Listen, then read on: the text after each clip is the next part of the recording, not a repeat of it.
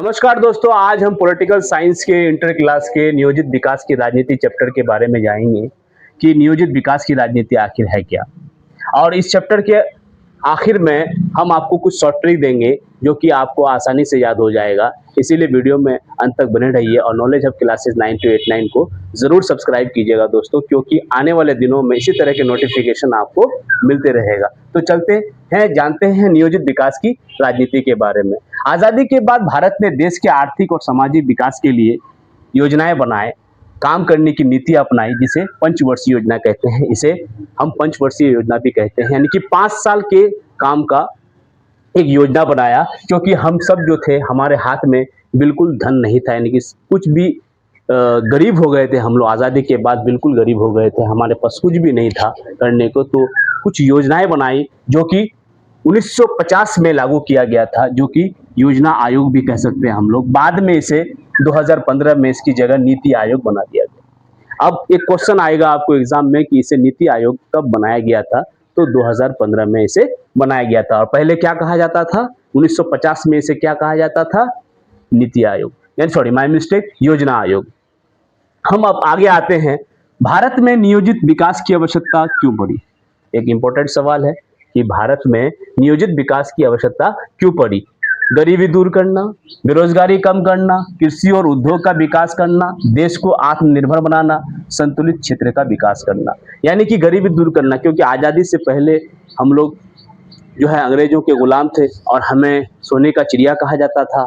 लेकिन जब देश आज़ाद हुआ तो हमारा सोने का चिड़िया नहीं रहा, क्योंकि हमें वो लोग लूट कर सारे धन लेके चले गए। तो ऐसे में हम लोग गरीब हो गए। तो इस गरीबी को दूर करने के लिए सरकार ने ये योजना बनाई। बेरोजगारी बढ़ रही थी, तो बेरोजगारी को कम करने के लिए कृषि और उद्योगों का विकास, क्योंकि हमारा देश एक कृषि प्रधान देश है दोस्तों। तो कृषि प्रधान देश होने के नाते हमारे पास कोई चारा ही नहीं था, तो इसके लिए कृषि और उद्योग को बढ़ावा देना चाह रहा था। क्योंकि दो मॉडल यहाँ पे लागू होता है। दो मॉडल का मतलब होता है एक गांधीवादी मॉडल और एक नेहरू मॉडल। गांधीवादी मॉडल जो थे वो गांव के बारे में सोचते थे कि गांव का उद्योग कैसे हो, जैसे कि मैंने यहाँ लिखा है ग्राम स्वराज कैसे हो, छोटे उद्योग और आत्मनिर्भर गांव। और नेहरू जो सोचते थे वो बड़े उद्योग, सरकारी क्षेत्र का विकास, आधुनिक मशीनें, यानी कि मॉडर्न, वो मॉडर्निक सोचते थे, यानी मॉडर्न ख्यालात के थे उन्होंने। इसीलिए यहाँ पे दो मॉडल कहा गया है, एक गांधीवादी मॉडल और एक नेहरू मॉडल। अब क्या था दोस्तों, आप आगे जानते हैं। सबसे पहले यहाँ पे गांधीवादी ने एक ग्राम स्वराज की व्यवस्था की थी और छोटे उद्योग, आत्म, यानी उसे हम लोग कुटीर उद्योग भी कह सकते हैं, यानी कि छोटे छोटे काम करते थे लोग और उसी काम को लेके आगे करने के लिए कहते थे। कौन कहते थे?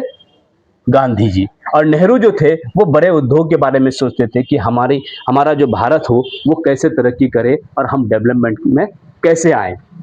आगे देखते हैं एक मिश्रित अर्थव्यवस्था के बारे में। मिश्रित अर्थव्यवस्था का मतलब होता है, मिश्रित का मतलब ही होता है मिलावट, यानी कि दो चीज का मिलावट हुआ, एक पब्लिक सेक्टर को और दूसरा प्राइवेट सेक्टर को। पब्लिक सेक्टर का मतलब होता है जो कि इसमें गवर्नमेंट भी क्या रहता है, शामिल होता है, यानी हमारे जो सरकार है, भारत सरकार है, उसमें शामिल है। और प्राइवेट का मतलब होता है निजी, यानी निजी मतलब अपना काम करना। जैसे तुम कुछ भी काम कर सकते हो, लेकिन फायदा किसको होगा? सरकार को होगा, यानी कि हमारे देश को होगा। सरकार को भी फायदा होगा, हमारे देश को भी होगा और हमको भी होगा। तो यानी कि प्राइवेट और पब्लिक दोनों मिलके, पब्लिक सेक्टर और प्राइवेट सेक्टर मिलके काम करने को हम क्या कहते हैं? मिश्रित अर्थव्यवस्था कहते हैं। एक आता है हरित क्रांति, बहुत ही इंपॉर्टेंट है, आए दिन एग्जाम में पूछता है और आप लोगों को भी पूछेगा। हरित क्रांति का मतलब होता है ग्रीन रेवोल्यूशन। ग्रीन रेवोल्यूशन क्या था? ग्रीन रेवोल्यूशन तो था वो नई तकनीक था, उन्नति बीज था, रासायनिक उर्वरक का उपयोग, जिससे गेहूं और चावल का उत्पादन बढ़ा। क्योंकि हमारा जो पहले का जो सिस्टम था, यानी आज़ादी से पहले की अगर हम बात करें, हम लोग क्या करते थे? हल जो जोतते थे, तो हल किससे जोतते थे? बैल से, भैंस से। क्योंकि हमारे पास कोई तकनीक नहीं था, हमारे पास कोई हुनर नहीं था, हमारे पास कोई स्किल नहीं था, हमारे पास कोई मशीनें नहीं थी, जिस वजह से हम तकनीकों का इस्तेमाल नहीं कर पा रहे थे। तो उन्होंने जब योजना बनाई तो एक योजना लेके आई हरित क्रांति, जो कि किसानों के लिए एक समझिए वरदान साबित हुआ। तो क्या करते थे? नई तकनीक में क्या क्या आया हम लोग जानते हैं। ट्रैक्टर का इस्तेमाल होता है, थ्रेसर का इस्तेमाल होता है ना, यानी कि जितने भी मशीनों की जरूरत है किसान को कृषि करने के लिए, यानी खेती करने के लिए, उसे हम क्या कहते हैं? तकनीकी, नई तकनीक कहते हैं। उसके बाद उन्नत बीज। उन्नत बीज का मतलब होता है हाइब्रिड। पहले जो था हाइब्रिड नहीं था, पहले लोग क्या करते थे? घर का ही बीज को बो देते थे। लेकिन जब हाइब्रिड आया, उसको उन्नत बीज जब आया, और उन्नत बीज आने के बाद फसल का पैदावार क्या हो गया? बढ़ गया। ठीक है। उसके बाद हम लोग आते हैं रासायनिक उर्वरक। पहले रासायनिक उर्वरक का इस्तेमाल लोग नहीं करते थे, पहले सिर्फ लोग क्या करते थे? जैविक खाद का उपयोग करते थे। किसका? जैविक खाद। जैविक खाद का मतलब होता है गोबर, यानी पशु से जो गोबर होता था, उसी गोबर का इस्तेमाल हम लोग, या फिर कूड़ा कचरा जितना भी होता था, एक जगह इकट्ठा करके उसे सड़ा गला के उसका उपयोग किसमें करते थे? उर्वरक में करते थे, यानी खाद में करते थे। लेकिन सरकार ने जो है एक योजना लेके आई, उसी योजना में रासायनिक उर्वरक। रासायनिक का मतलब होता है जैसे कि केमिकल। जैसे केमिकल में क्या क्या आता है? यूरिया आता है ना? उसके बाद पोटास आता है, डीएपी आता है, और साथ साथ क्या आता है? मुझे बताओ, तुम लोग खुद बताओ। दवाई भी आता है, कीड़े मारने की दवाई भी आ गई है आज के मार्केट में। लेकिन इससे क्या हुआ? लाभ तो हुआ, साथ साथ नुकसान भी हुआ। नुकसान क्या हुआ बताओ तो? नुकसान ये हो गया कि हम लोग अब क्या, क्योंकि पहले जो पैदावार होते थे वो बिल्कुल क्या कहता है, जैविक तरीके से होते थे, उसमें बीमारियां नहीं थी। लेकिन आज की डेट में बीमारियां बढ़ गई है। आज के डेट में जो है फसल का जो बोने का जो तरीका है वो बदल गया है। और क्या कहता है, जो छोटे छोटे मेढक होते थे उस समय पे, जिसे हम क्या कहता है, एक तरह से यूं कहा जाए कि किसानों का मित्र कहा जाता था, वो मर गया। पहले बेनिफिट था ना, वो कीड़े मकोड़े को खाते थे। अब क्या हो जाता है? अब वो मर जाता है। अब देख रहे हो, होता है केचुआ। केचुआ भी किसानों का मित्र। पहले केचुआ हुआ करता था, यानी कि जमीनों में। अब केचुआ भी नहीं होता है, अब वो खत्म हो गया है। क्यों खत्म हुआ? हम रासायनिक खाद का उपयोग करते हैं, यानी रासायनिक उर्वरक का उपयोग करने की वजह से एक तरह से हमको लाभ तो हुआ, पैदावार तो बढ़ा, लेकिन दूसरी तरफ से हमें नुकसान भी हुआ है। उसके बाद हम लोग आगे चलते हैं। उद्योगों का विकास। उद्योगों का विकास का मतलब होता है मशीनों का प्रयोग कर सामान बनाना और आत्मनिर्भर होना। आत्मनिर्भर का मतलब क्या होता है? आत्मनिर्भर का मतलब होता है हमें किसी की जरूरत ना हो, यानी कि हम, हमारा देश जो है खुद ही पे निर्भर हो और खुद ही ऐसा काम कर जाए जो कि किसी की जरूरत ना पड़े, किसी देश की जरूरत ना पड़े। इसी को हम लोग कहते हैं आत्मनिर्भर भारत। ठीक है। हम अब आगे आते हैं भूमि सुधार। ये भूमि सुधार जो था दोस्तों, ये 1950 में, यानी लमसम 1950 में लागू हुआ था, जो कि आजादी के बाद सरकार ने किसानों की स्थिति सुधारने के लिए कदम उठाए, जिसे भूमि सुधार कहा जाता है। क्योंकि आजादी से पहले की अगर हम बात करें, हम अंग्रेजों के गुलाम थे, और अंग्रेजों ने कुछ लोगों को, कुछ खास लोगों को क्या बनाया गया था? जमींदार बनाया था। जमींदार का मतलब समझ रहे हो?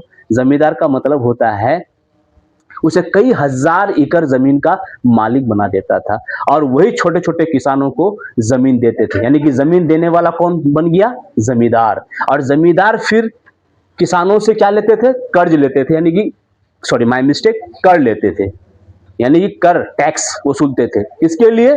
अंग्रेजों के लिए। वो टैक्स वसूलते थे, टैक्स वसूलने के बाद फिर वो किसे पहुंचाते थे? अंग्रेजों को। यानी कि किसानों से टैक्स लेना, फिर वो किसे देना? अंग्रेजों को देना। यानी कि अंग्रेजों से ज्यादा जो तकलीफ अगर दिया है दोस्तों, वो दिया है कौन? जमींदार लोग। जमींदार लोग जो होते थे वो ज्यादा कर वसूलते थे, जिसके वजह से किसानों की स्थिति बहुत ही खराब हो जाती थी, बहुत ही दयनीय स्थिति हो जाती थी, और आत्महत्या करने पे मजबूर हो जाते थे उस समय के किसान। क्योंकि सारा दौलत उनका जो छीना जाता था, यानी कि घर बार, गोरू बैल जो भी रहता था, वो लोग उसे छीन लेते थे, यानी कि वो लोग जमींदार लोग उसे ले लेते थे। और पहले के जो किसान थे ना, पहले के किसान को नॉलेज भी नहीं था किसी भी मामले में। उसे क्या कहता है,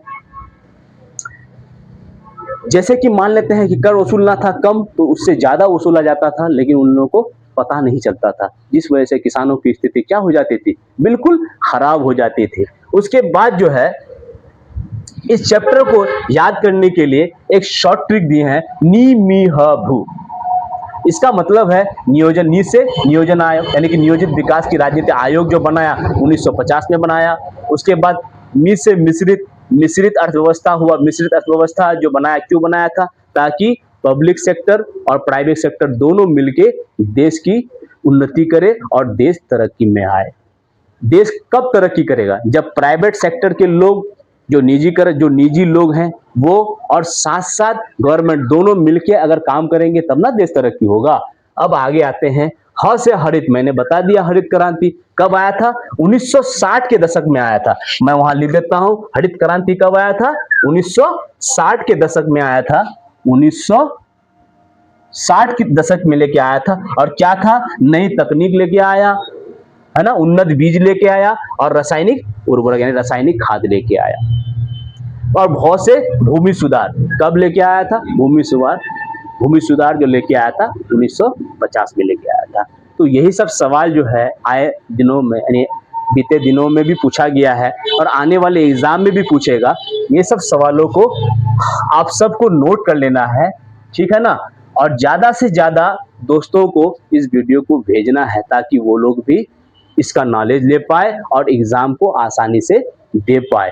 मैं चाहूंगा कि मेरे इस क्लास को, यानी कि मेरे इस वीडियो को ज्यादा से ज्यादा लोगों तक शेयर कीजिए दोस्तों, ताकि ज्यादा से ज्यादा बच्चे जो है इसका लाभ ले पाए। तो आने वाले दिनों में फिर इसी तरह जो है नेक्स्ट चैप्टर में पढ़ाएंगे दोस्तों। तब तक के लिए धन्यवाद, शुक्रिया दोस्तों आप सबका।